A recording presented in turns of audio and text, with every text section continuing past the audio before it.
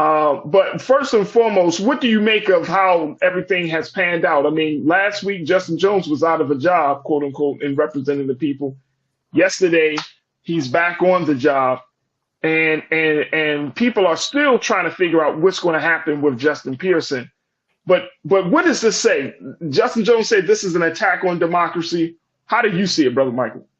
Well, this is racism pure and simple, and this falls in line with the history of Tennessee and the history of the fall of Reconstruction and the Jim Crow era after Reconstruction ends in 1877, when these former Confederate states rewrote their state constitutions to impose poll taxes and literacy tests to suppress the African American vote, because we were voting in high percentages. And then a lot of these southern states like Mississippi, we made up, as well as South Carolina, we made up the majority of the population, and in many cases, the majority of voters. So you have a fear among these white Republicans, especially white male Republicans, that their numbers are declining population-wise in the U.S., and you have an increasing number of non-white people who are making up the population, and as well as the voters, an increasing number. Okay, so this was a total move. They said it was because of House decorum. They broke House decorum when they spoke out of turn on the House of Representatives, on the State Assembly floor for about 15 seconds. Their mics were cut off. Then they used the bullhorn. They're trying to draw attention to the mass shooting that took place at the Christian school just a week before. 6 people were killed, including 3 9-year-olds. Okay. Now, the Republicans in the state assembly, they have a super majority. Okay. It's at least 2/3 Republican. So no bill can get passed without Republicans voting for it. There's only about 25 Democrats in the state assembly out of about 100. Okay, so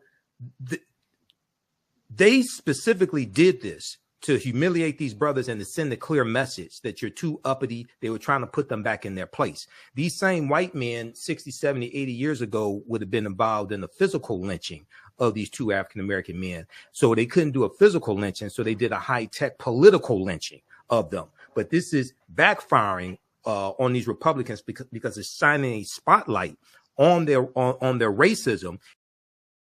All right, folks, welcome back to The Culture here on the Black Star Network. I'm your host, Farajii Muhammad. We have been keeping you posted about what has been going on down in Tennessee since last week, since the expulsion of those 2 black Democratic lawmakers from the Tennessee House of Representatives. Now we know that they not only were expelled, but it was a national conversation, national story, all because they wanted to get involved in a peaceful protest for gun control and gun reform. That's where it stemmed from, folks.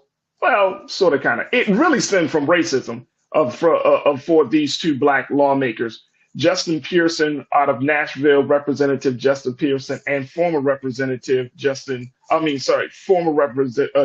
Jones, out of Nashville, former Representative Justin Pearson of Memphis.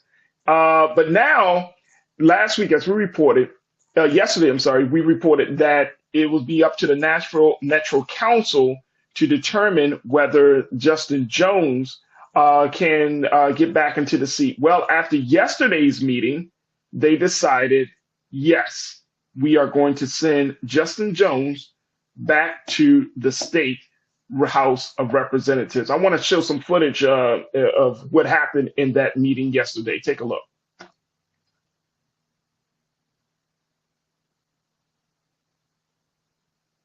He was a bold and unapologetic advocate for the community.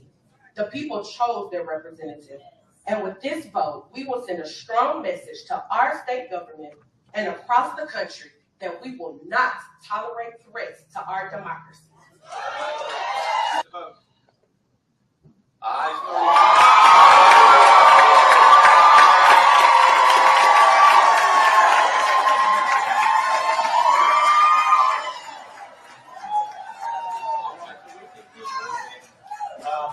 Justin Jones has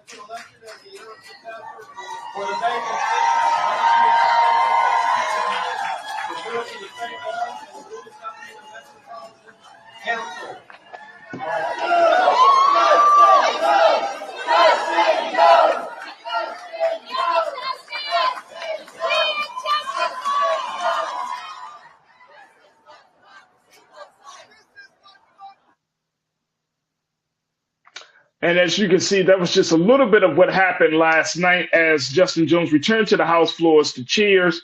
His fellow Democrat Representative Antonio Parkinson introduced him to the session as, quote, our newest member. The crowd gathered at the meeting erupted into cheers after the vote, and those marching with Justin Jones, Representative Jones chanted, whose house? Our house. Now, I want to put this quote up there, Keenan, of what Mr. Jones had to say from the steps of the Capitol after walking the floor blocks from City Hall. He told the crowd, quote, today we are sending a resounding message that democracy will not be killed in the comfort of silence. Today we send a clear message to Speaker Cameron Sexton that the people will now allow his crimes against democracy to happen without challenge. Now, the state law allows local legislative bodies, folks, to appoint interim House members to fill the seats of expelled lawmakers until an election is held. The 36-0 vote to return Justin Jones to his seat followed a vote to suspend a procedural rule that prevents an individual from being nominated and appointed to the seat in the same meeting. So there has been a victory in that regard with Representative Justin Jones returning to the state house. The next step will be how the Shelby County commissioners will handle the case of former Representative Justin Pearson. This is the young brother who we've seen on RMU, an articulate, very, very powerful young brother who still has not been put back into the house just yet. But we will see how Shelby County in Memphis handles the situation. I want to bring my brother Michael Imhotep, into the conversation of the African History Network.com, African History Network podcast, to give us his take on what we've been seeing down in Tennessee. Brother Michael, good to talk to you, brother. How are you today? Hey, I'm doing all right today, Farajii. How you doing? I'm good. So this situation here turned into a whole other thing, racism being at the root of it. But first and foremost, what do you make of how everything has panned out? I mean, last week, Justin Jones was out of a job, quote unquote, in representing the people. Yesterday, he's back on the job, and people are still trying to figure out what's going to happen with Justin Pearson. But what does this say? Justin Jones said this is an attack on democracy. How do you see it, Brother Michael?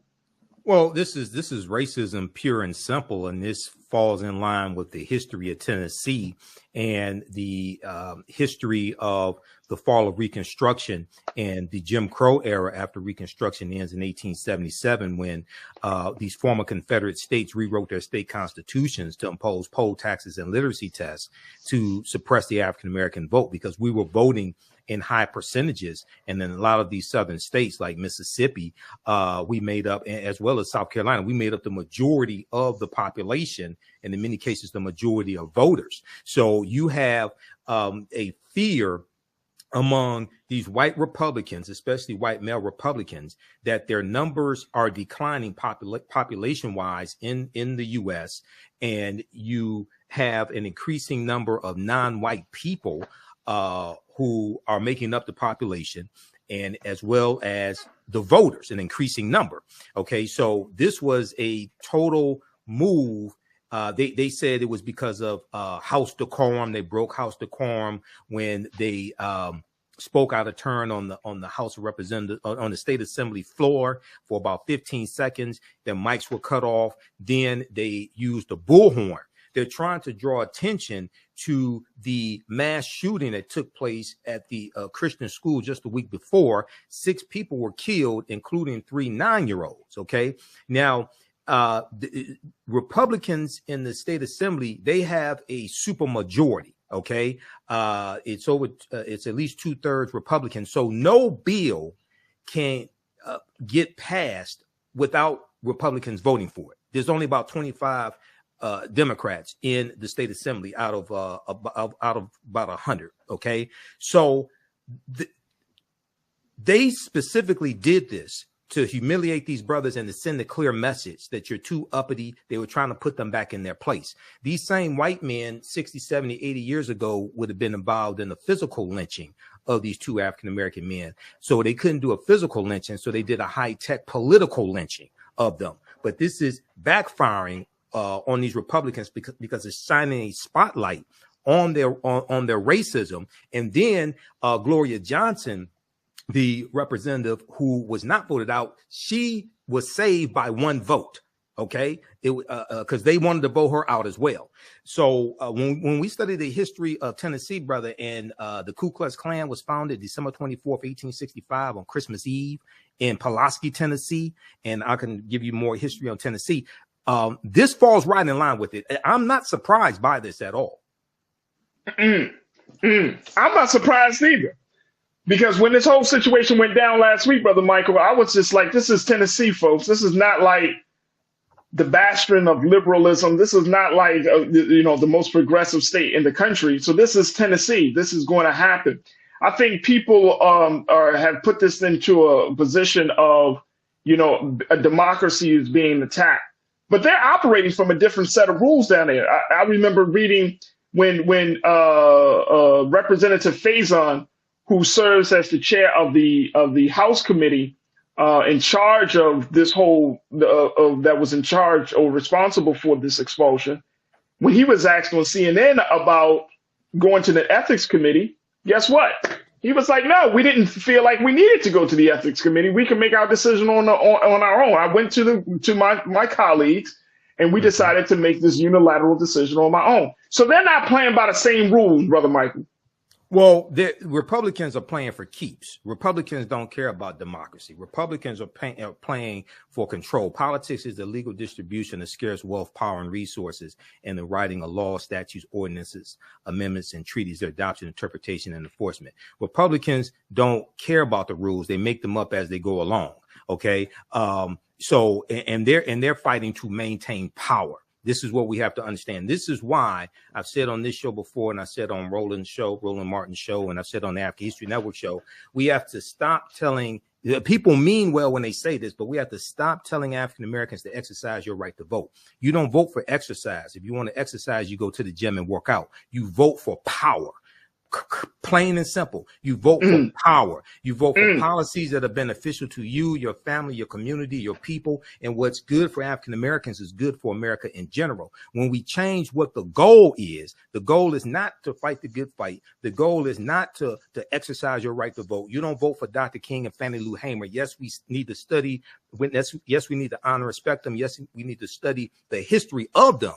But you vote for power and control. When we change what the goal is, then the movements, then the strategies that we put in place to bring about the goal, to bring it into fruition, will change. But as long as we keep our people thinking that you go vote for exercise and you go for vote for symbolism and things like this, they can just write in anybody's name. They can vote for Mickey Mouse or Donald Duck, and then you can let people get into office who are working to dismantle the legacy of John Lewis and Dr. King and Fannie Lou Hamer and Hosea Williams, etc. So we have to be smarter in how we message this also. Oh, that's a great point. Excellent point, brother. Excellent. We don't vote to exercise. We vote for power. We vote for power, plain and simple. Everybody else understands this. Republicans held their nose and voted for Donald Trump in 2016. For many Republicans, he was not their first, second, third, fourth, or fifth choice. But they said, I watched about 100 speeches and interviews that Trump did during 2016. I reported on this for 9:10 a.m. Superstation WFDF here in Detroit, that the radio station, the African History Network, is on. I saw numerous focus groups with Republicans, and many of them became Trump supporters. They said this is about the Supreme Court. They said this is about the federal judges. This is why they voted for Trump. They saw Trump as a means to an end. They used him as a tool to accomplish what they want. They got 3 conservative Supreme Court justices. They got 226 federal judges, which are lifetime appointments. They got Roe versus Wade overturned. This is what they were aiming for. They saw him as a means to an end. We need to understand how to use politicians as a means to an end, as a tool to accomplish what it is that we want. But to understand what it is that you want, you have to understand history, law, politics, and economics. There it is. Look, we got to take a quick pause. When we come forward, more conversation with my brother Michael Imhotep. And I want to get your thoughts on this, folks, because the politics part of this process is, how do we preserve the right for peaceful protest? How do we make sure that this doesn't happen in some other city, some other state? Let's have that conversation. Stay with us. So you're tuned into The Culture here on the Black Star Network. All right, folks, welcome back to the show. We've been talking to my brother Michael Imhotep of the African History Network show, and who is a researcher and scholar, as we've been having a conversation about the latest development in this case in Tennessee, where Representative Justin Jones was reappointed to his seat last night by the Nashville Metro Council. Now, folks are waiting to hear back from the Shelby County commissioners for the reappointment of former Representative Justin Pearson out of Memphis, Tennessee. And all of this comes as a result of their involvement in a gun reform protest that happened at the state capitol a few days ago and last week. Now, the question becomes, and I want to bring my brother Michael back into this, because you dropped the jewel. We're not voting just to exercise or just as a feudal. It's not just something that we just do. We're voting for power.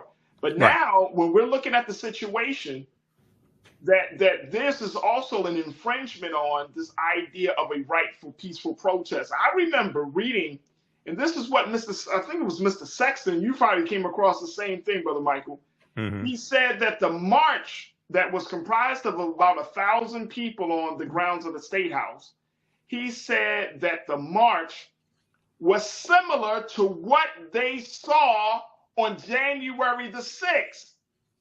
Yeah, he and others compared it to the January 6, 2021 insurrection.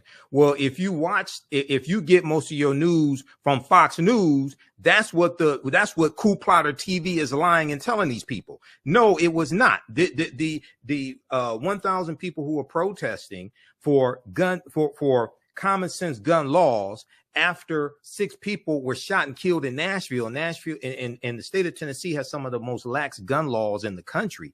That was a peaceful protest. So you have this false equivalency. They tried to compare the January 6, 2021 insurrection to Black Lives Matter protests, even protests where there may have been cars burned or, property damage, things like this. They leave out the fact that these domestic terrorists that Donald Trump sent to the U.S. Capitol building beat up 140 police officers. Somehow they forget that. Right.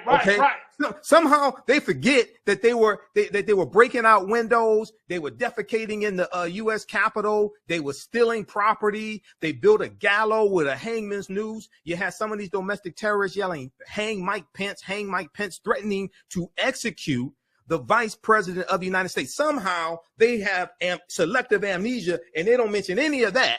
Okay, but they just try to compare what the protest that took place in Nashville, which was a peaceful protest. They try to compare that to the January 6, 2021 insurrection to then justify trying to expel these 2 brothers. But the chickens are coming home to roost, and these white Republicans have opened up a can of political whoop ass that they can't put the lid back on.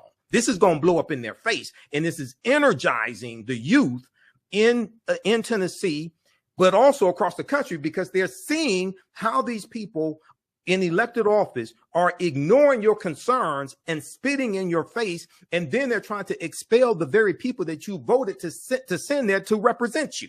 Okay, so this is blowing up in their face. So how do we get to the place where now the level of retribution isn't against the idea or isn't against the right for peaceful protest? Because that's the thing that folks are concerned about at this point. Mm-hmm. That, Nashville did what it did. Memphis folks are waiting. There may be a high level of retribution where these 2 cities may not get certain projects done. They may not get certain funding from the state to do things.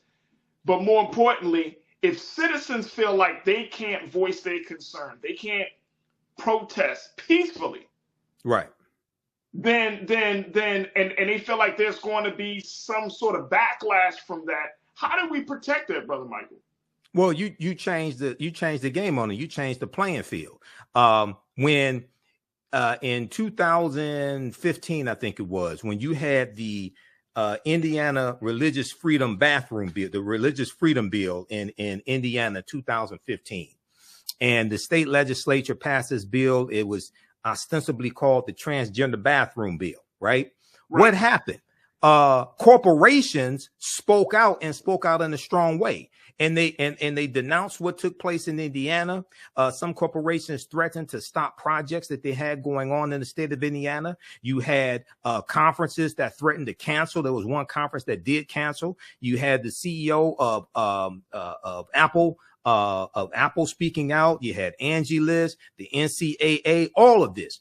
Where are the white corporations that we spend billions of dollars with on an annual basis? Where are they? Why do they have amnesia and laryngitis when these two African Americans were expelled? I haven't heard any corporations denounce what happened. I haven't heard any corporations say that if you continue to silence their voice, if you continue to do this, we're going to shut down plants or we're going to withdraw projects or anything like this. So what we have to, African Americans have to send a clear message to these corporations that if you stand up for LGBTQ, then you need to stand up for BLACK, because if you don't, then that means we're going to target you with targeted sustained economic withdrawal strategy. See, everybody likes to talk about and love Dr. King, but Dr. King, April 3rd, 1968, in Memphis, Tennessee, he said that we have to always anchor our external direct action with the power of economic withdrawal, which means when you have mass protests, you also have to have targeted sustained economic withdrawal strategy targeted at your opponent to weaken them.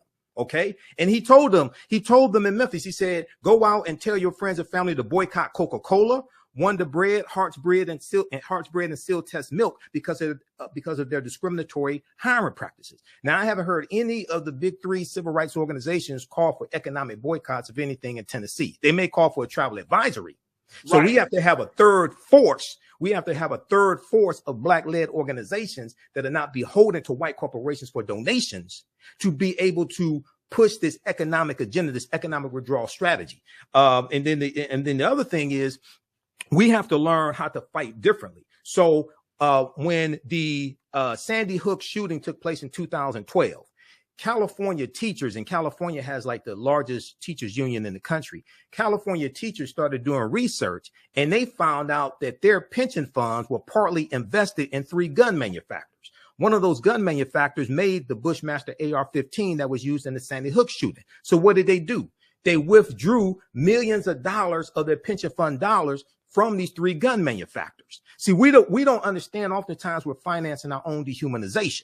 Okay, so when we talk about redistributing the pain through targeted sustained economic withdrawal strategies, it's not just an economic boycott. It's not just standing in front of a white-owned business blocking the door entrance. No, look at where your pension fund dollars are invested. Contact your benefits manager tomorrow. Look at where your 401k dollars are invested. A lot of people are invested in privatized prisons through pension funds and 401k dollars and don't know this, and financing our own dehumanization. So we have to learn how to fight to win, not fight to fight a good fight, or this deals with voting also. We have to vote strategically and understand, one, whose policies are most beneficial for African Americans, whose policies will do the least amount of harm, whose policies are most realistic, who can create an environment for us to push our agenda the farthest and get the most accomplished. And most importantly, you have to identify those who have an anti-Black agenda, because an anti-Black agenda is worse than not having a Black agenda. We have to make sure we vote them out of office and make sure people with an anti-Black agenda don't get elected into office.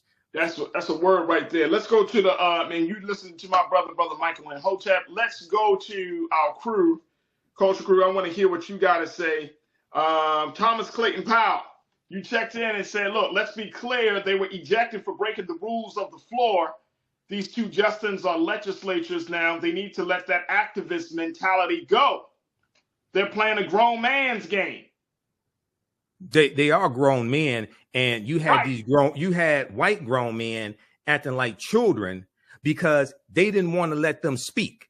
Okay, so if they broke House floor rules, you don't have to expel them for that, because there've been white Republicans who did a lot worse and did not get expelled in Tennessee. So you don't have to expel them for this. For that, they represent, each one of them represents 70,000 people. You're gonna disenfranchise 70,000 people because they're trying to speak up, and they were trying to speak for people who are protesting, wanting common sense gun laws to keep people from being shot and killed. Okay, so you may say, well, look, they spoke out of turn, but that doesn't mean that you expel them. And if you go study the backstory, there have been other things that have happened to them leading up to this incident, leading up to the protest. Their badges being deactivated, their mics being cut off, the way that they're talked to. You had punk ass Andrew Farmer, who said to Justin Pearson, basically, you did this to get attention, okay? And he was talking to him. He said that he was throwing a temper tantrum. Children throw temper tantrums. He's basically calling him boy. This is what he's doing in a former Confederate state, okay? Instead of saying, how can we put together common sense gun laws to make sure no more white children get their heads blown off? Instead of saying something like that, they wanted to persecute the people who are trying to call attention to the carnage. Okay, so we have to redistribute the pain at the ballot box and vote these white supremacists out of office. No, I totally agree, bro. I totally agree. But here's the big thing that I think is very interesting. Isn't being a political leader, an advocate, an activist, shouldn't you want your political leader to stand on the side of right? Thomas, I have to disagree with you. Absolutely. You shouldn't let go of your activist mentality. Absolutely, unless you see. I guess the person that made that comment wants politicians controlled by the lobbyists and the gun lobby, things like this. There are 4 gun manufacturers in Tennessee. Okay, everybody runs on platforms. Everybody runs on policy positions. Okay, and these are policy positions that oftentimes come from their own constituents. So you need people who are activists. They're speaking for the people they represent. You want them to speak for the lobbyists and the special interests and ignore the needs and concerns of those who voted for them, the 70,000 that they represent there in their district? That's idiotic. That's facts. That is facts. Let's take a couple of other comments from our crew. Official Sanika, you said they acted like privileged white men with power and tried to muzzle those brothers. Yeah. Absolutely. Yeah, absolutely. Absolutely. And keep in mind, Memphis, Tennessee is where Ida B. Wells was ran out of in 1892 after the Moss Store murders, where Tom Moss and 2 of his friends were killed. They owned a grocery store. And, you know, Ida B. Wells wrote about the killing. She wrote about the lynchings that were taking place. Her newspaper office was ransacked, and she ended up having to leave Tennessee to save her life. Tennessee is where Nathan Bedford Forrest is from, the first Grand Wizard of the Ku Klux Klan, who became Grand Wizard in 1867, former general in the the Confederate States of America, former general in the U.S. Civil War, and he led the Fort Pillow massacre of 1864, where you had at least 200 African-American Union soldiers who were killed after they surrendered, many of them shot in the head. It was Nathan Bedford Forrest who was the leader of that Confederate army. Now, his bust, the bust of his head, stood at the Tennessee State Capitol building up until for decades, up until July of 2021. That's when it was finally removed because of protests. And you had some of these same white Republicans who voted to politically lynch these brothers. You had them defending Nathan Bedford Forrest, who's a traitor to the Union. They defended his bust being there. So you have to study the history of Tennessee. Former Confederate state, committed treason against the Union, took up arms to maintain slavery. And it was in 1881 that the Tennessee state legislature imposed segregation laws when it came to public transportation and streetcars, things of this nature. Okay, so what you saw last week is a continuation of what's been happening in Tennessee post Reconstruction. Absolutely. We got to take a quick pause. When we come forward, folks, we're going to switch gears as we talk about the situation with spanking. It's an interesting conversation as we're talking about normalizing corporal punishment. Is it wrong to spank? We'll have that conversation with my brother and, of course, with you. Stay with us. It's the culture here on the Black Star Network. Brother Michael, we got like a minute left. Talk to us about the work you're doing. Okay, visit our website, theafricanhistorynetwork.com, theafricanhistorynetwork.com. Register for the online history classes I teach on Saturdays, Ancient Kemet, the Moors, and the Ma'afa, Understanding the Transatlantic Slave Trade, where they didn't teach you in school, 2 p.m. Eastern Standard Time, theafricanhistorynetwork.com. We deal with thousands of years of history and what leads up to the transatlantic slave trade taking place. You don't have to be present in the class. We do the sessions live. All the sessions are archived and recorded. The class is on sale $60, regularly $130. Then Sundays, I teach Black resistance movements from the Haitian Revolution, U.S. Civil War, Civil Rights Movement, and Black Power Movement. We look at history chronologically, 1800 to 1968, to understand how we got to where we are today and the laws and policies put in place to bring us to where we are today, to understand where we need to go from here. So visit our website, theafricanhistorynetwork.com. We also have a bundle pack of both classes as well on sale for only $100. Awesome. My brother. Thank you, brother. Thank you, because that helps support the research and finance the African History Network. Thank you. There it is right there, Brother Michael Imhotep of the African History Network. All right, how's everybody doing today? Hotep, hey, this is Michael Imhotep, founder of the African History Network, host of the African History Network show. I'm a talk show host, researcher, lecturer, writer, and historian. So today is Tuesday, April 11th, 2023, and we are live. So I did Farajii Muhammad's show today, The Culture, on the Black Star Network, Roland Martin's network. So some of you all saw that broadcast, and one of the topics we discussed was the two African-American lawmakers in Tennessee, Representative Justin Jones, Representative Justin Pearson, as well as Representative Gloria Johnson. The Republicans in the Tennessee Assembly voting to expel them. Now, we know that the white woman, Representative Gloria Johnson, she was able to stay in her assembly seat by one vote. It was only one vote that made the difference. Well, we know the two African-American men were expelled, and they were standing up calling for common sense gun laws and standing up for not just their constituents, not just the 70,000 people in their respective districts who sent them there, but they're calling for common sense gun laws to protect people in Tennessee. And this, the protest that they led on the assembly floor was spurred by what happened the previous week in Nashville, Tennessee, with the mass shooting at the Christian school where 6 people were killed, including 3 9-year-olds. Okay, so we got the news that on Monday, April 10th, Representative Justin Jones was sent back to the state capitol, and he was put back in his seat. So NBC News has this article: ousted Tennessee legislator Justin Jones reinstated after Nashville council vote. The council suspended the rules to allow an immediate vote on Justin Jones' seat. Less than an hour later, Representative Justin Jones was sworn in on the steps of the state capitol. Okay. So we talked about this today, but we had a deeper conversation dealing with white supremacy and racism, and also some of the history of Tennessee, some of the racist history of Tennessee. So I wanted to share some more information that we did not get a chance to deal with on today's show. We only had about 15 minutes for that segment.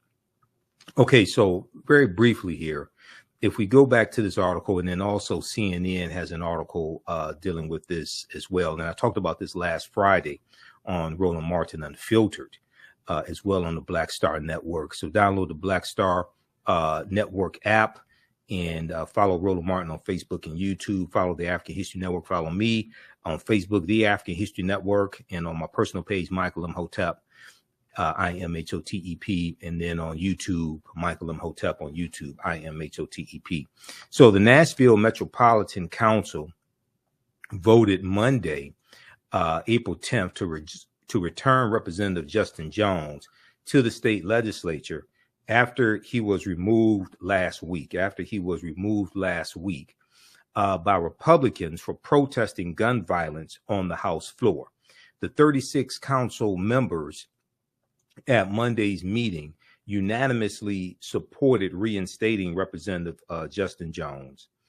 The council had suspended its rules to allow an immediate vote instead of holding a month-long nomination period.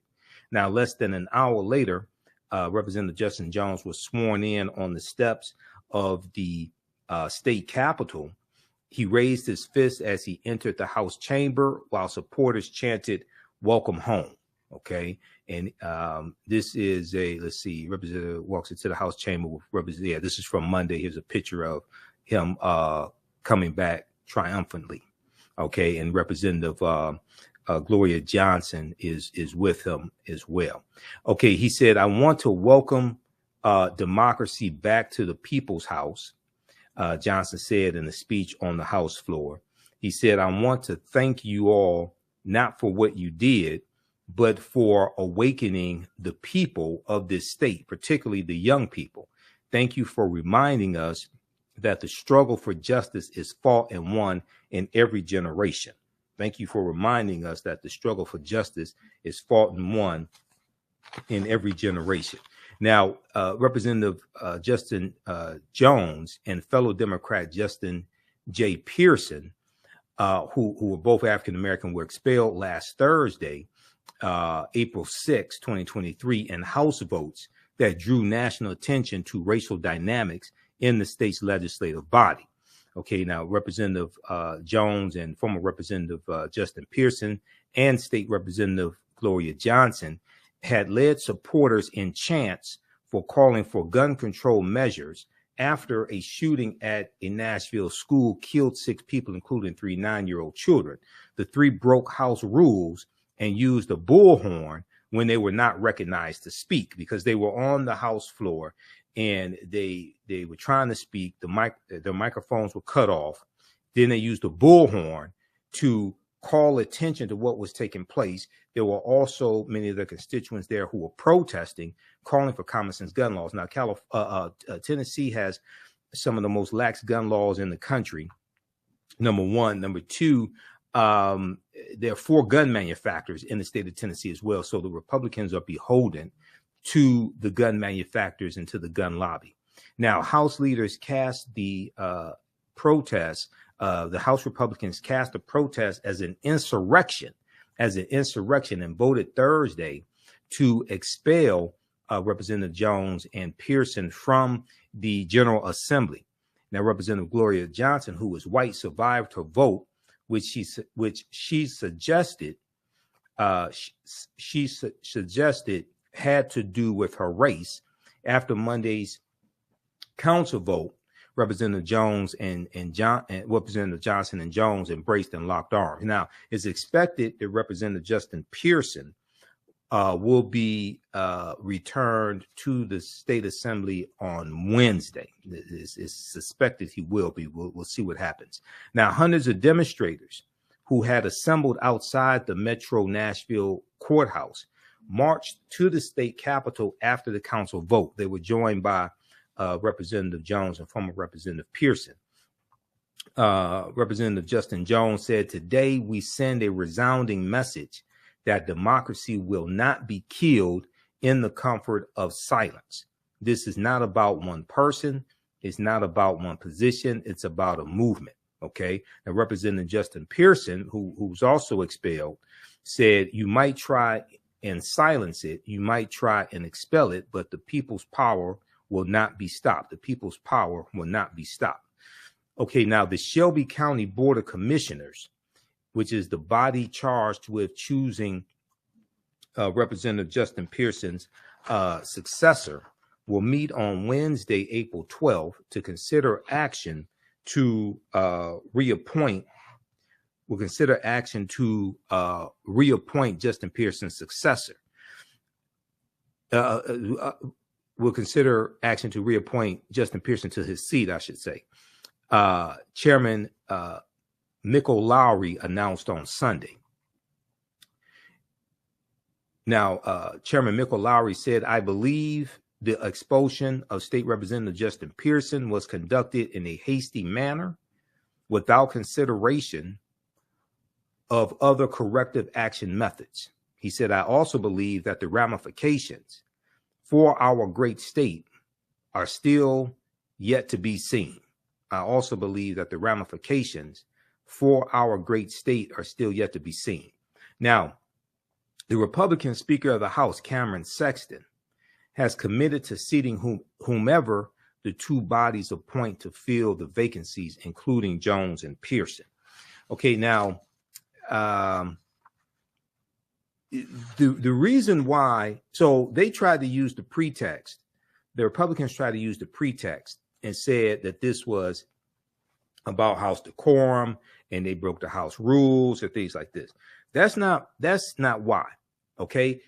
They were trying to put these two African-American men back in their place. What these white men perceived was their place. And Representative Justin Jones was on Meet the Press Daily. He was on Chuck Todd's show on NBC News Now, and talked about how many of those white Republicans look at as well as Justin Pearson as being uppity. Okay. And one of the things I said on Roland's show, as well as on Farajii Muhammad's show, is that 60, 70, 80 years ago, many of those white Republican men would have been involved in a physical lynching of those two African-American men. But since they couldn't do a physical lynching, they did a high-tech political lynching. And it's designed to put them in their place and send a clear message that they're not going to tolerate protests like that taking place. And they really want to suppress the political power that African Americans have in Tennessee. So Republicans, they have a supermajority in the state legislature, and they have a Republican governor as well. Okay, now CNN has an article dealing with this story also. Nashville sends Justin Jones back to the Tennessee House days after GOP lawmakers ousted him. This is from Monday, April 10th. Okay. And you see protests taking place here as well. Okay. So you can read this article from CNN.com also. Okay. When we look at, so there was a couple things that I wanted to focus on.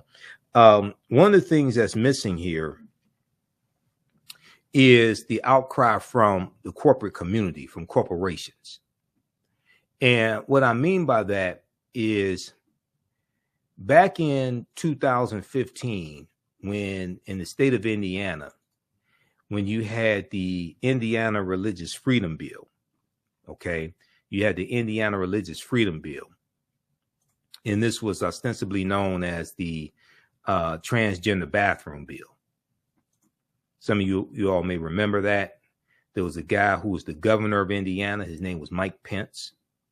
Mike Pence went on to become vice president of the United States under the traitor-in-chief, Benedict Donald Trump. When the state legislature passed the transgender bathroom bill, there were numerous corporations that came out against this and denounced it and threatened various types of actions against the state of Indiana. They threatened to cancel conferences in Indiana. They threatened to stop projects that were taking place. Okay.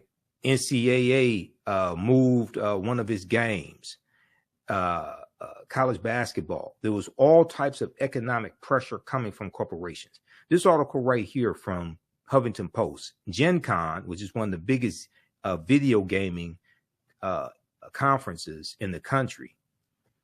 Gen Con threatens to take popular convention and millions out of Indiana over religious freedom bill. America's largest gaming convention threatens to leave Indiana over anti-gay bill. This is from March 25th, 2015.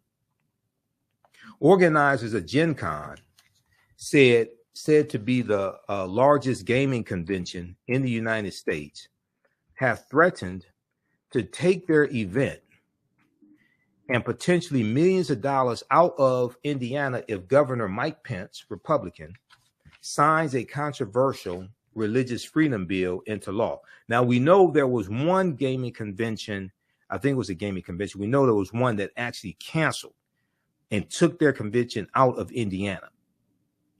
Senate Bill 101 will prohibit state and local governments from substantially burdening someone's religious beliefs unless that entity can prove it's relying on the least restrictive means possible to further a compelling governmental interest, MSNBC reports.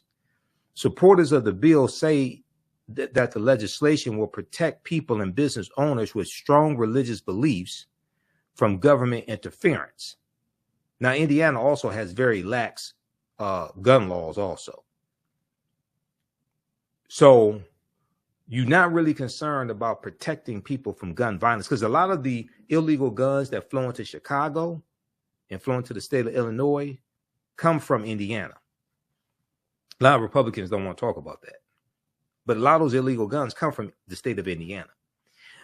Opponents contend that the law could sanction discrimination, particularly against lesbian, gay, bisexual, and transgender individuals. Well, the corporations came out and denounced all this.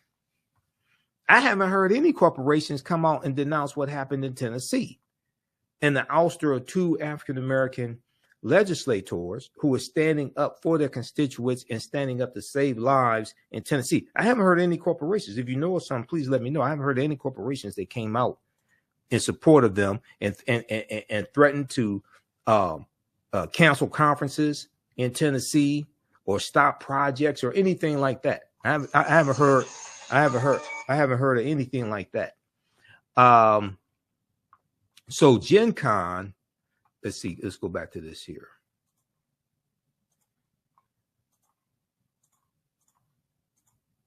Gen Con proudly welcomes a diverse attendee base made up of different ethnicities, cultures, beliefs, sexual orientations, gender identities, abilities, and socioeconomic backgrounds. Adrian Swartout, owner and CEO of Gen Con, wrote in a letter sent to Mike Pence this week.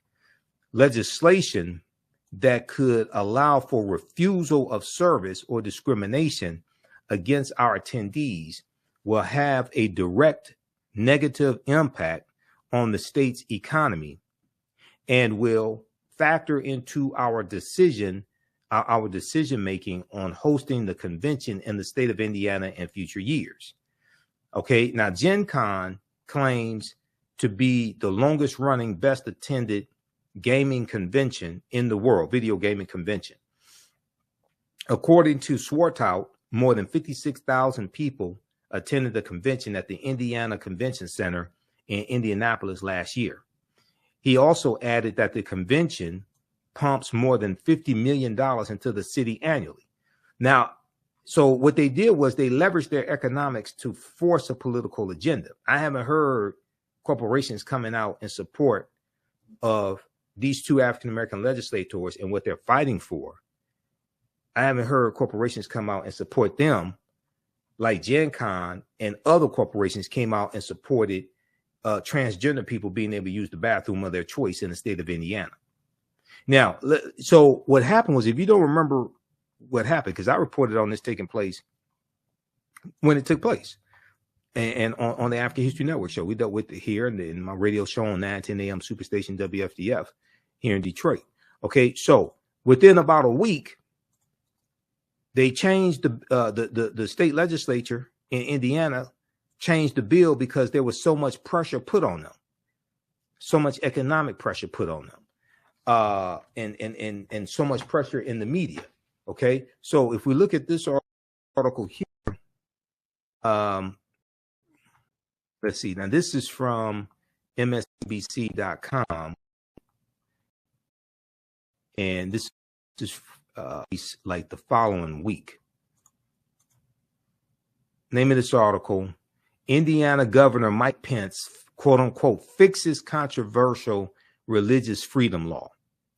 Indiana's Republican Governor Mike Pence signed into law a proposed fix to the week-old Religious Freedom Restoration Act on Thursday, but will it work? Okay, now, we just look at this very quickly. This is from April 2nd, 2015. Indiana's Republican governor signed into law a proposed fix to the week-old Religious Freedom Restoration Act on Thursday amid uncertainty as to whether the move would ease intense criticism plaguing the Hoosier state. Oh, there will be some who think this legislation goes too far and some who think it does not go far enough. But as governor, I must always put the interest of our state.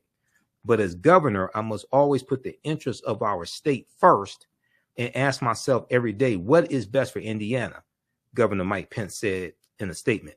He said, quote, I believe resolving this controversy and making clear that every person feels welcome and respected in our state is best for Indiana. Okay, so is making every person feel welcome and safe from being the victim of gun violence in Tennessee best for Tennesseans? Governor Bill Lee of Tennessee and House Speaker Cameron Sexton and Representative Andrew Farmer in Tennessee State Assembly. The so-called fix was met with reactions on Thursday, exactly 1 week after Governor Mike Pence signed into law the bill and unleashed an avalanche of national scorn. While some of the measure's most influential critics from the business community hailed lawmakers' efforts to make clear that the Religious Freedom Restoration Act could not be used to discriminate against patrons on the basis of their sexual orientation or gender identity, more liberal groups argued that the clarification did not go far enough.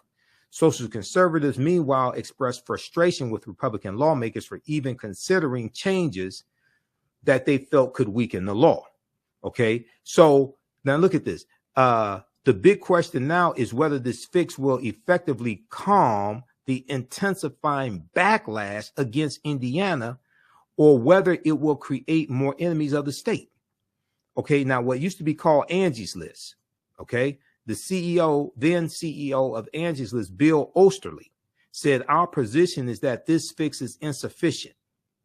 And he announced over the weekend, back then in March of 2015, that he would halt the company's planned expansion to its campus in Indianapolis over the new Religious Freedom Restoration Act. Now, they're going to, you got to understand this. This was all over transgendered people being able to use the bathroom of their choice. Where are these same white corporations to stand up for these two brothers who were ousted, and also Representative Glory Johnson, who was almost ousted, and they're standing up trying to protect Tennesseans from gun violence, and they're being targeted by white Republicans, largely white male Republicans. Where's the same outrage from the corporate community? I haven't seen it. Have you seen it? If you have, please send me the articles. I haven't seen it. You can inbox us here, the African History Network on Facebook. You can email me, ahnshow@theafricanhistorynetwork.com. I haven't seen the outrage from the corporate community. Quote, there was not a repeal of RFRA and no end to discrimination of homosexuals in Indiana. Employers in most of the state of Indiana can fire a person simply for being lesbian, gay, bisexual, transgender, or questioning. That's just not right, and that's the real issue here, end quote. Okay, now, so when you go research this, there was a number of corporations that came out in support. That came out in support of the LGBT community and were denouncing this bill. This is why I said, well, wait a second. If you stand up for LGBT, you have to stand up for BLACK. And we have to hold these corporations accountable as well and put economic pressure on them also. Target the top 3-4 and look at having nationwide economic boycotts against them to pressure them to put pressure on these Republicans, because a lot of these corporations made corporate donations to these Republicans who are consistently voting against our own interests. Okay, so we have that article. Then there was one, we know Vice President Kamala Harris went there on Friday. We talked about this on Roland Martin Unfiltered. And she went there, she changed her itinerary, went there and gave a speech and gave support to the Tennessee Three, and really called attention to what's going on there. And this deals with the gerrymandering that's taking place in Tennessee and the voter suppression that's taking place as well. Harris meets with expelled Black Democratic lawmakers in Nashville. President Joe Biden on Friday spoke with all three Tennessee Democrats who were targeted for expulsion by Republicans and invited them to the White House. Now, this is from April 7th, 2023. April 7th, 2023.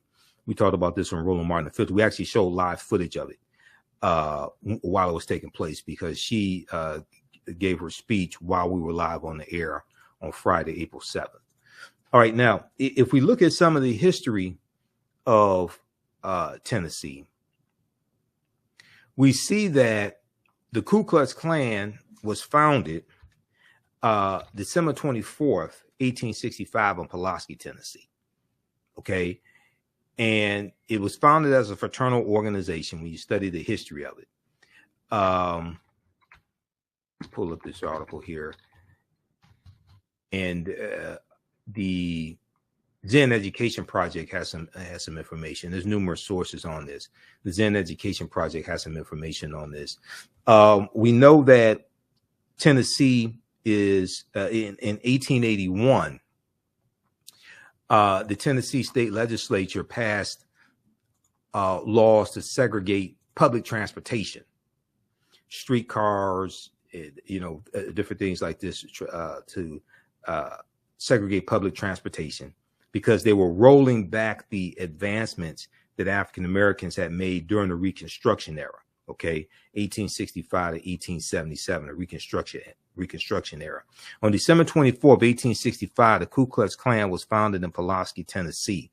The group became dedicated to the suppression of Reconstruction reforms and seeks to restore white supremacy through terrorist activity, including murder, rape, destruction of property, and intimidation against freed people and their white Republican allies. Okay. Then they go and cite some information from the Southern Poverty Law Center that you can check out as well. But December 24th, 1865 in Pulaski, Tennessee. Okay.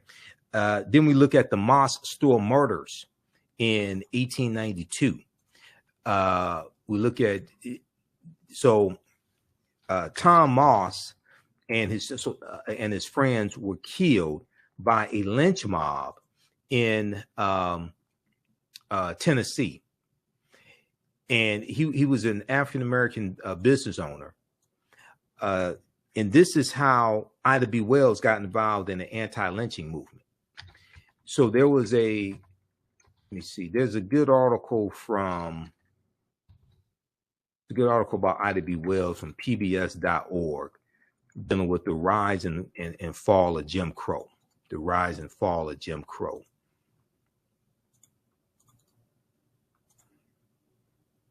If we look at this article here briefly.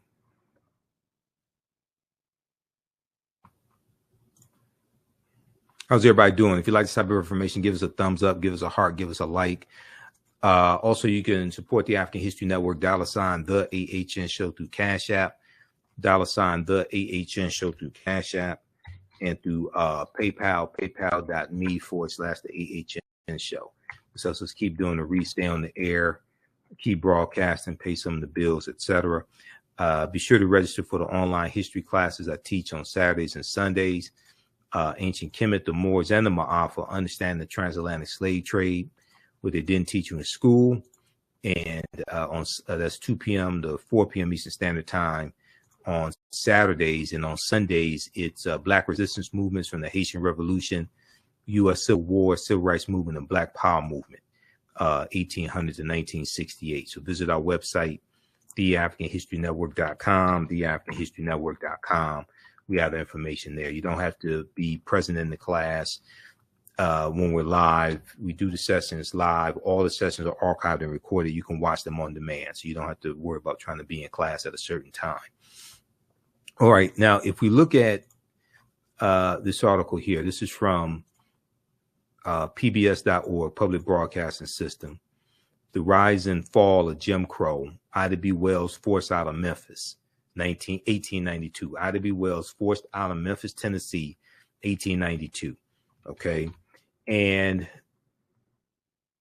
we look at the article here. It says in March of 1892, Ida B. Wells, a journalist and former Memphis school teacher, started a crusade against lynching after 3 friends of hers were brutally murdered by a Memphis, Tennessee mob. After 3 friends of hers were brutally murdered by a Memphis, Tennessee mob. Tom Moss and 2 of his friends, Calvin McDowell and Henry Stewart, were arrested for defending themselves.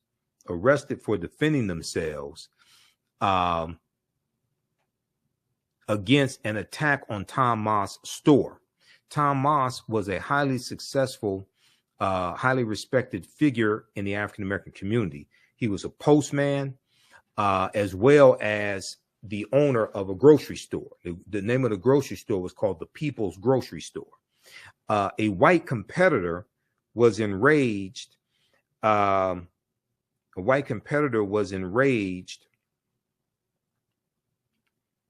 That Tom Moss had drawn away his African-American customers, so the white competitor hired some off-duty deputy sheriffs to destroy Tom Moss's store. Tom Moss and 2 of his friends were there in the store when these off-duty deputy sheriffs arrived, and they didn't know that they were deputy sheriffs. So naturally, they resisted. Okay, so a gun battle broke out, and several deputies were wounded because Tom Moss and his friends shot them. Okay, Tom Moss and his friends shot them, rightfully so. This was self-defense. They defended themselves. Now, Tom Moss, his 2 friends, and 100 other African-American supporters were arrested. Several nights later, masked vigilantes dragged Tom Moss and his 2 friends from their cells, took them to a deserted railroad, and shot them to death. Enraged by their deaths, Ida B. Wells lashed out at the refusal of the Memphis police to arrest the well-known killers. So these 3 brothers were lynched. Okay. And the white grocery store owner is jealous that Tom Moss built a successful grocery store and has successful clientele. So because when you go and look at this history, you say, okay, so you segregate African Americans and lock us out of many opportunities because you think we're inferior and you think we're superior. Then we build some successful businesses and grocery stores and communities. And because you're so jealous, now you want to destroy the communities and destroy the businesses that we built, or you want to run expressways through them like the Fillmore District in San Francisco, and they wiped out 883 businesses and displaced about 20,000 people, most of them African Americans, and many of them were homeowners. So you segregate us because you say we're inferior. And then when we have success, in spite of your perceived inferiority, you want to destroy the success.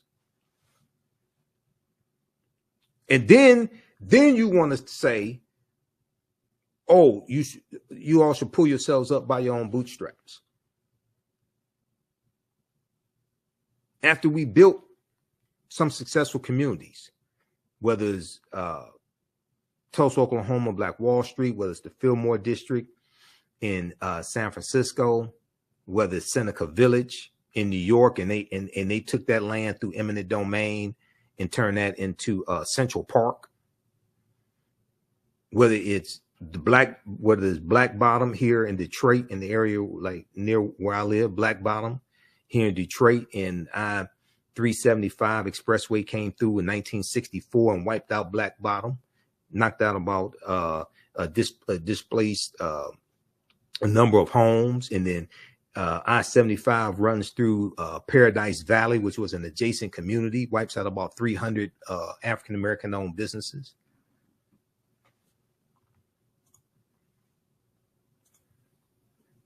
So Ida B. Wells lashed out at the refusal of Memphis police to arrest the well-known killers.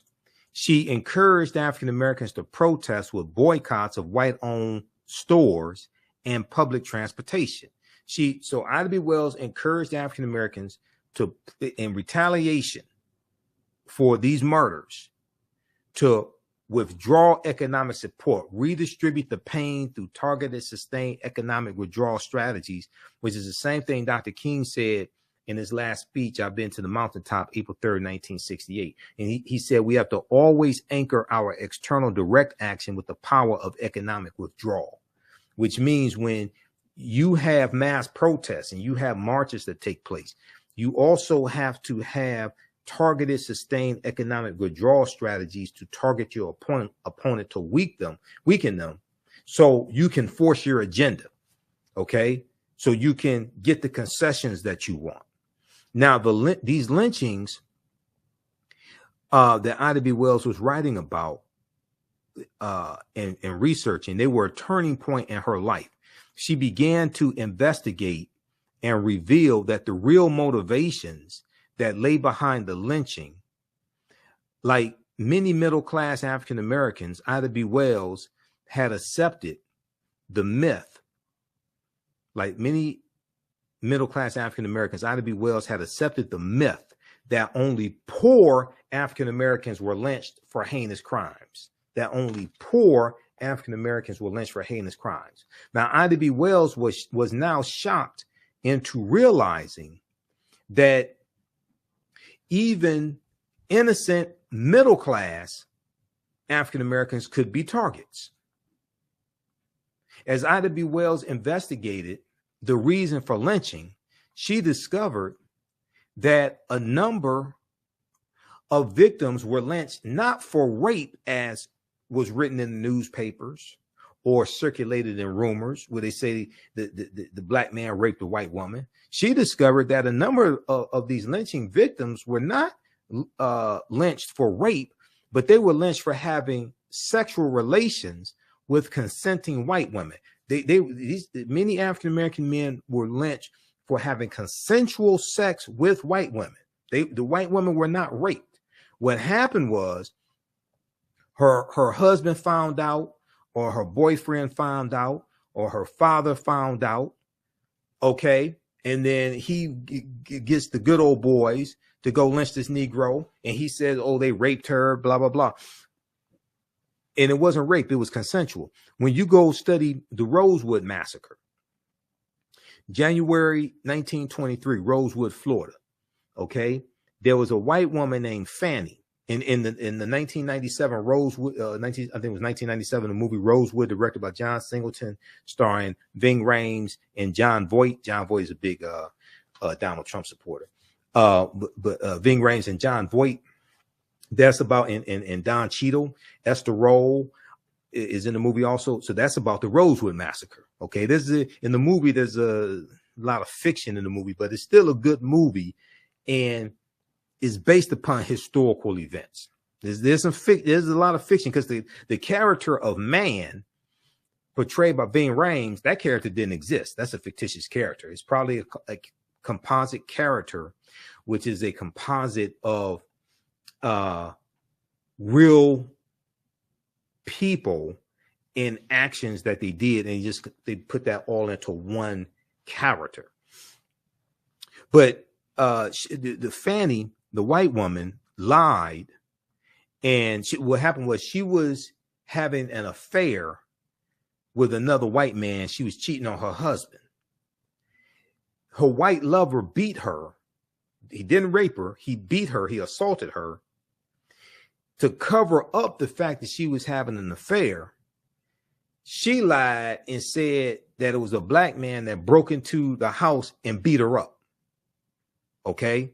So at the same time, there was a nearby chain gang, and there was an escapee of that chain gang, a black man who was an escapee from that chain gang.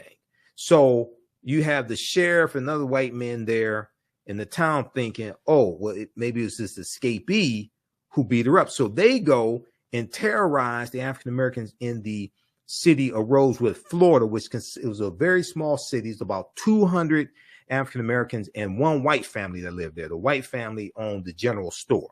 That is, and John Voight portrays the white man who owned that general store. So they go, and these white people go and terrorize the community, hunt down these African Americans, kill them, torture them, trying to find this fictitious black man that allegedly beat this white woman's behind. And she was lying, and she was cheating on her husband. And when there was a meeting of Ku Klux Klansmen in a nearby town. There's about 500 Klansmen that come and descend on Rosewood, Florida.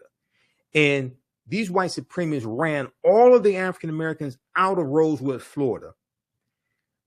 They then took their land. And they removed Rosewood, Florida from the map. It wasn't until decades later that people found out about the history of Rosewood, what happened. It was removed from the map. These African Americans lost their homes. They lost their land. Arnett Doctor, who was portrayed in the movie, he was a little boy at the time. He led the effort to get some type of restitution for what happened. They were able to get some type of restitution. They were successful in that effort. Okay. But this is just one example. Okay. Rosewood, Florida. This is just one example. All right. Now, so Ida B. Wells discovers that a lot of the interactions with African-American men and white women was consensual. And she said, nobody in this section of the community believes that old threadbare lie that Negro men rape white women. If Southern men are not careful, a conclusion might be reached, which will be very damaging to the moral reputation of their women, end quote. So the suggestion that white women would willingly have sexual relations with African-American men enraged white men in Memphis and white people in general in Memphis, Tennessee. Since Ida B. Wells did not sign her name to her editorial, the white press assumed a man had written the article. The Memphis Scimitar, which was the white newspaper, advocated a violent response. They printed in the newspaper, it will be the duty of those who he has attacked to tie the wretch to a stake, S-T-A-K-E, brand him in the forehead with a hot iron, and perform upon him a surgical operation with a pair of shears. They're talking about castrating him. They printed this in the white newspaper. They're advocating castrating. They're advocating hunting down the African-American man or men and castrating them. Now, a mob of white men destroyed Ida B. Wells' newspaper office while Ida B. Wells was out of town. Forced to remain in the North, Ida B. Wells launched a national crusade against lynching that would capture the attention of the nation and Europe. So we know we did not get a national anti-lynching law till 2022, the Emmett Till anti-lynching bill signed into law by President Joe Biden. It took 122 years from 1900, when Representative George Henry White of North Carolina, who was the only African-American left in Congress after the southern states rewrote their state constitutions to oppose poll taxes and literacy tests and property ownership requirements, grandfather clauses, things like this, and to suppress the African-American vote. So then we got wiped out of a lot of elected office, statewide office, but as well as Congress. He was the only one left in, only African American left in Congress. He proposed the first anti-lynching bill, federal anti-lynching bill. That was in 1900. It took 122 years for an anti-lynching bill to actually be signed into law.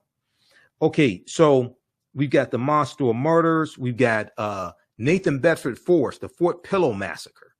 Okay, I mentioned that as well on Farajii Muhammad's show, and Roland Martin and Filtered study. Now we teach about the Fort Pillow massacre in the class I teach on Sundays.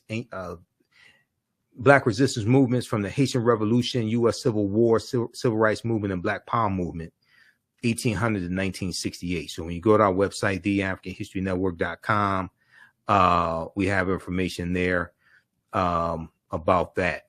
Okay, now the Civil War. Read this article here by Deneen L. Brown for the Washington Post, October 28, 2018. The Civil War massacre that left nearly 200 black soldiers murdered.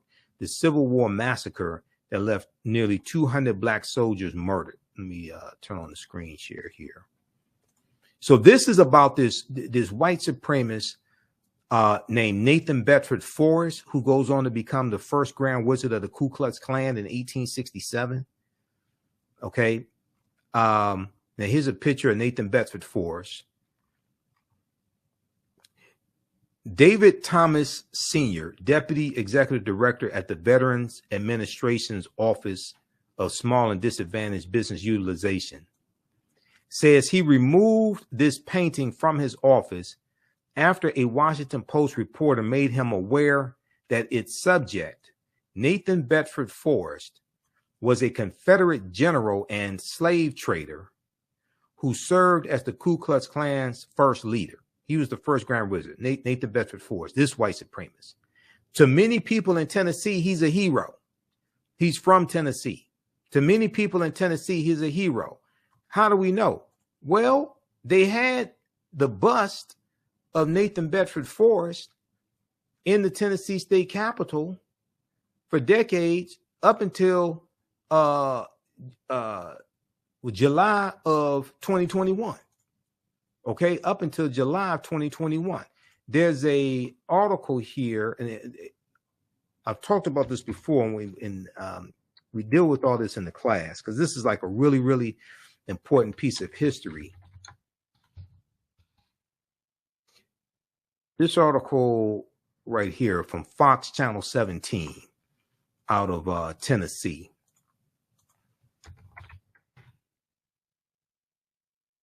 Bust of KKK leader Nathan Bedford Forrest removed from Capitol. And there was a lot of white people who were upset that day. Bust of KKK leader Nathan Bedford Forrest removed from Tennessee state capitol. This article is from Friday, July 23rd, 2021. Okay, Fox 17, WZTV Nashville, WZTV Nashville. For the first time since the 1970s,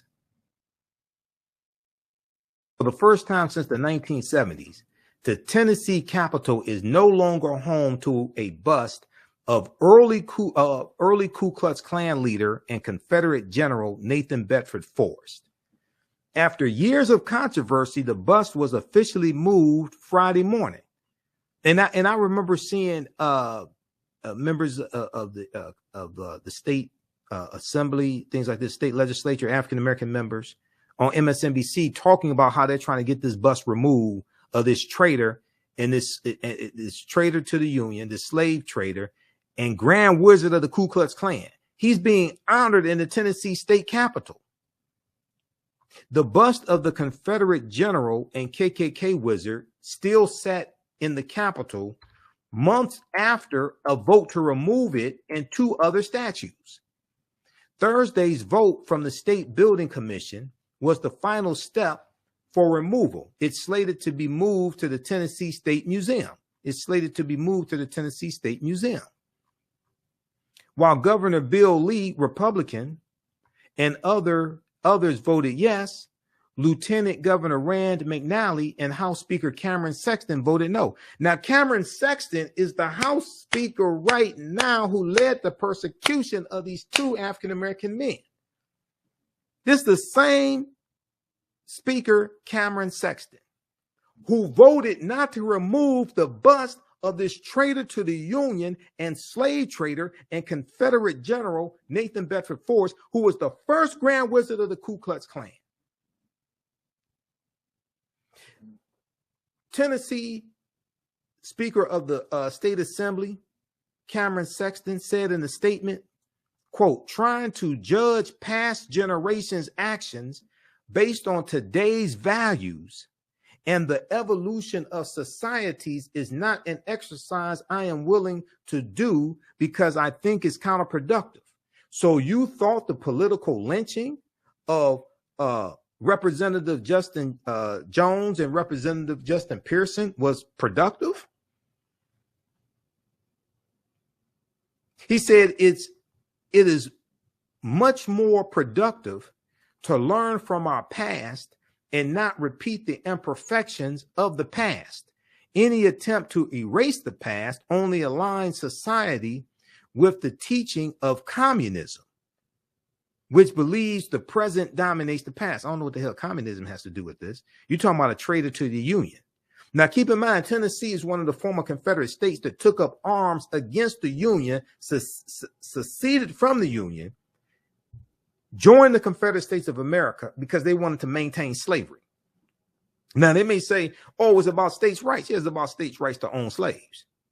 Because the first state to secede from the Union was South Carolina in 1860, December 6, 1860, about 6 weeks after, December 20th, 1860, about 6 weeks after Abraham Lincoln becomes president-elect in November of 1860. And these southern states fear Lincoln is going to free the slaves, okay, because he's the candidate of the newly formed Republican Party, which was formed by groups of abolitionists. And the Republican Party was formed as a backlash to the Kansas-Nebraska Act of 1854, which was going to allow for the westward expansion of slavery into the Kansas-Nebraska territories. Okay, this is the Kansas-Nebraska Act of 1854 is one of the things that leads to the Civil War taking place. And we're going to see armed conflict break out in the Kansas territory, and it's known as Bleeding Kansas. And it's armed conflict between pro-slavery and anti-slavery groups. So you're going to have about 55 to 60 people killed from about 1855 to 1859 in what's known as Bleeding Kansas. Okay, so read the rest of this here. Lieutenant Governor Rand McNally said, quote, my position on the bust of Nathan Bedford Forrest has been clear and consistent over a number of years. I believe that context is needed, but not removal. No one is arguing that Nathan Bedford Forrest is not a problematic figure. He is, but there is more to his history. His life eventually followed a redemptive arc, which I hope is outlined in great detail in our state museum. Lieutenant Governor Rand McNally said in part, he went on to say, this is not the end, it is the beginning. The left will move on to the next figure or monument and demand that we again kneel at the altar of political correctness. While the governor and the constitutional officers did not stand with me today, I hope they will next time because more fights are coming. Now, Representative Antonio Parkinson, chairman of the Tennessee Black Caucus of state legislatures, issued the following statement on the vote to remove the bust of the first Grand Wizard of the Ku Klux Klan and former Confederate General Nathan Bedford Forrest. He said, we are appreciative that the State Building Commission has done the right thing in voting to remove the Nathan Bedford Forrest bust from his position in the most powerful building on our land, the Tennessee State Capitol. While this move signifies a great step in beginning to heal our divided state, we understand that this is a sensitive matter to some and a symbolic victory to others. We also understand that there is a bigger issue at stake, and this is becoming a Tennessee where all people feel welcome and free to thrive and prosper. Now let's get back to the business of improving access to quality health care, because Republicans don't want to do that. Providing a quality education for all residents, Republicans don't want to do that. They want to suppress the teaching of African American history and ban books, and putting money into the households of hardworking Tennesseans. Okay, so read the rest of this article here.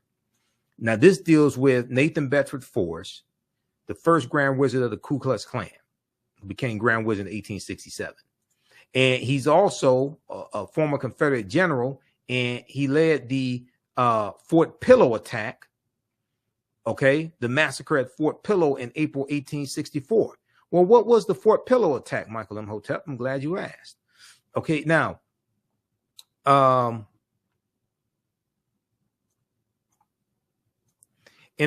so Major General Nathan Bedford Forrest, who was a ruthless slave trader, the first Grand Wizard of the Ku Klux Klan, and the man who led the Confederate forces in a bloody Civil War battle in 1864 that became known as the Fort Pillow Massacre. Okay, so the battle to regain Fort Pillow, Pillo, began April 12, 1864, when Nathan Bedford Forrest led 2,500 Confederate cavalry in an attack on the fort about 40 miles north of Memphis, Tennessee, according to the National Park Service. The fort was held by Union troops, including 295 white soldiers and 262 colored soldiers, under the command of Major Lionel F. Booth. Major Lionel F. Booth. The Confederates included sharpshooters. The Confederates, including sharpshooters, unleashed a storm of bullets on the fort, killing Booth. Okay, Major Lionel F. Booth.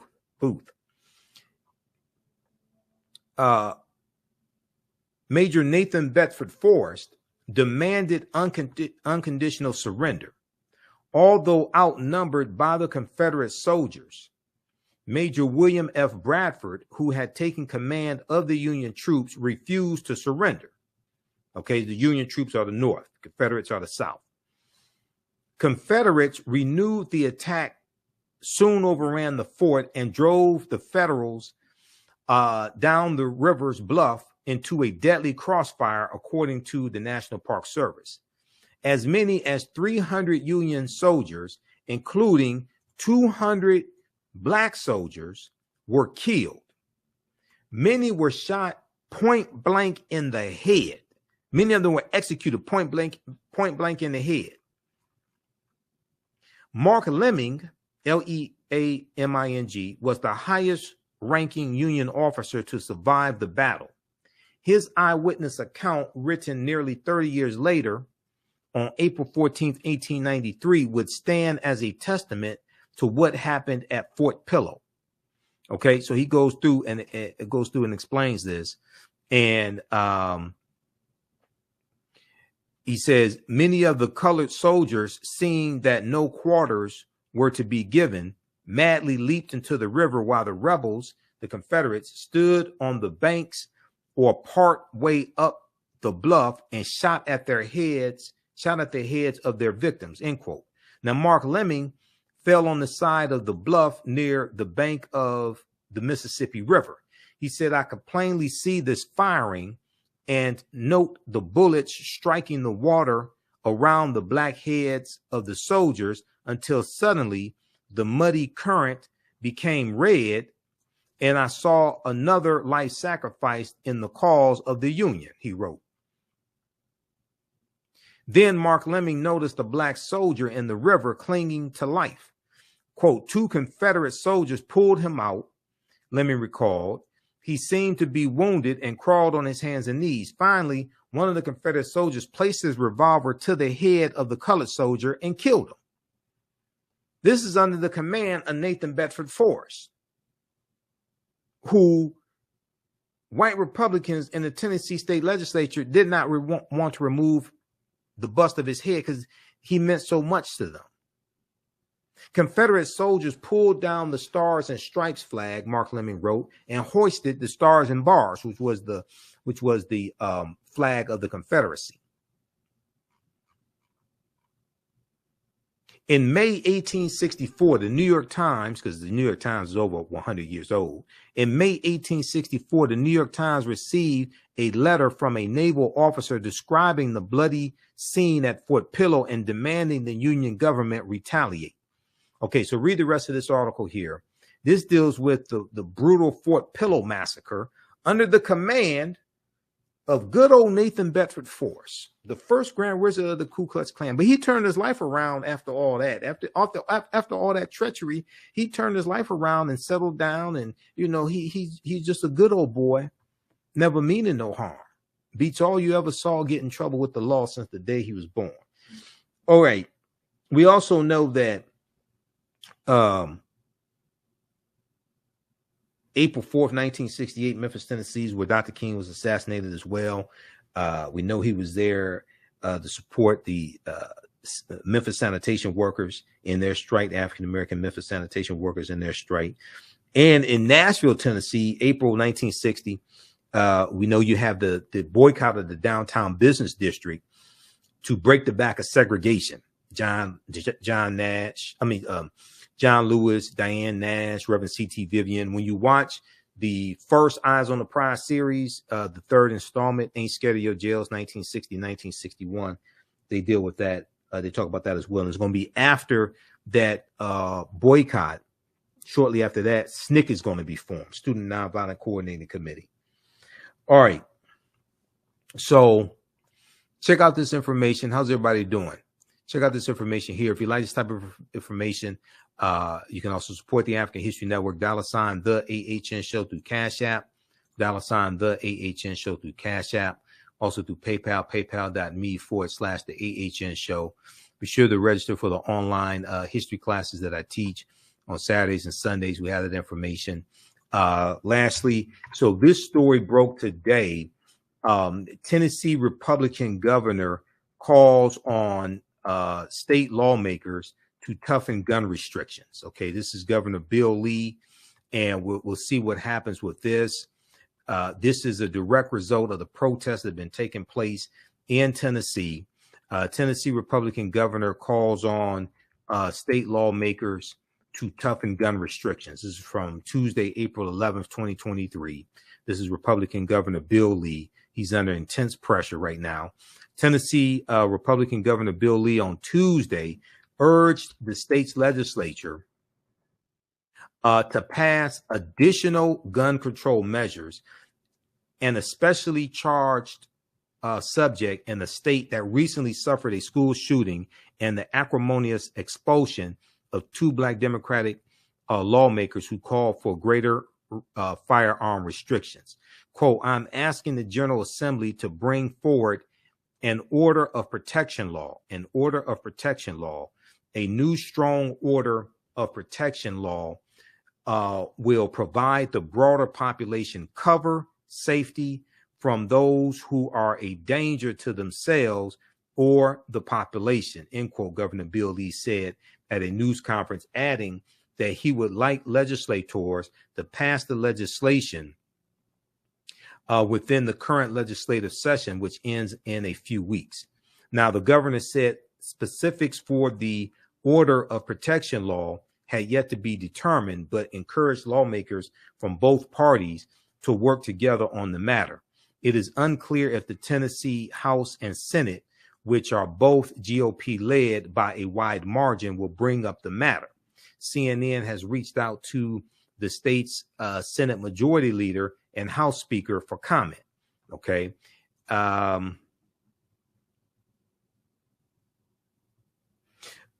Governor Bill Lee said we should be very serious about real solutions and about getting real solutions across the finish line. And I look forward to working with the General Assembly to do just that. It is possible to get this done. We should work to set aside our differences and accomplish something that Tennesseans want us to get accomplished, end quote. Now, Governor Bill Lee, Republican of Tennessee, signaled that he plans to sign an executive order strengthening the state's gun background checks by setting a 72-hour clock or time period for new criminal activity. Tennessee Governor Bill Lee said it will also ensure courts will provide timely and accurate information to the Tennessee Bureau of Investigations. The executive order will also require the Tennessee Bureau of Investigations to analyze the current process for sharing information during the process of buying a gun, so changes can be made if necessary, according to Governor Bill Lee. Read the rest of this article at CNN.com. Tennessee Republican governor, hold on, what is this here? Okay, Tennessee Republican governor calls on state lawmakers to toughen gun restrictions. All right, and then there was a piece that I saw dealing with the gerrymandering that is taking place in Tennessee as well. And this is how Republicans have had such a dominance in the state legislature, in the state assembly. This one here, you could read this one here. I don't have time to get into it. This is from NBCnews.com, how redistricting brought Tennessee to this moment.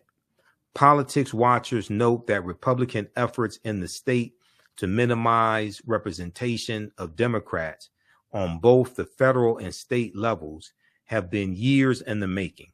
Okay, have been years in the making. How redistricting brought Tennessee to this moment. All right, now this is from Tuesday, April 11th, 2023.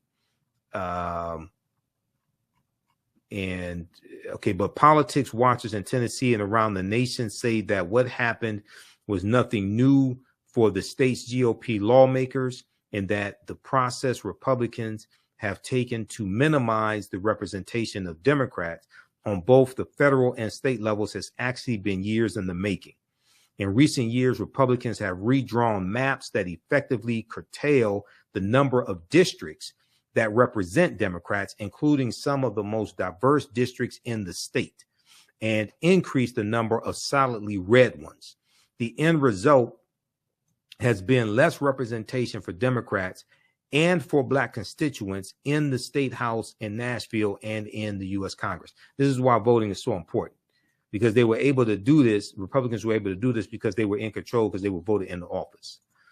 All right, so read that article as well. Now, lastly, people may ask the question, well, is there a connection between Memphis in Egypt and Memphis, Tennessee? Okay, very good question. I'm glad you asked that question.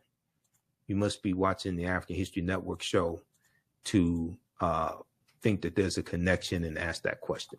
There is a connection. Memphis, Tennessee is named after Memphis in Egypt. And we know Memphis in Egypt in ancient times, that was the capital city of Menefer. Okay. So the University of Memphis has a good piece here from the Institute of Egyptian Art and Archaeology from the University of Memphis, memphis.edu. Brief history of the Institute of Egyptian Art and Archaeology. And they talk about the city of Memphis, Tennessee. City of Memphis, Tennessee has always had a special connection to its ancient namesake, Memphis, Egypt. Memphis, Egypt. The American city of Memphis, Tennessee was founded in 1819 by General Andrew Jackson, white supremacist General Andrew Jackson, who later became president and signed the Indian Removal Act of 1830 into law. General James Winchester and Judge John Overton. Okay, these were the founders of the city of Memphis, Tennessee. Based on its strategic position at the head of the delta of the Mississippi River, the head of the delta of the Mississippi River. The Mississippi River is sometimes called the American Nile or American Nile River. The city of Memphis, Tennessee was named after the ancient city at the ancient capital of Egypt, Memphis, which was located at the head of the Nile River Delta. So the Mississippi River is looked at as the American Nile River, the counterpart to the Nile River in ancient Kemet, ancient Egypt. The citizens of Memphis have maintained their connection with ancient Egypt through the years.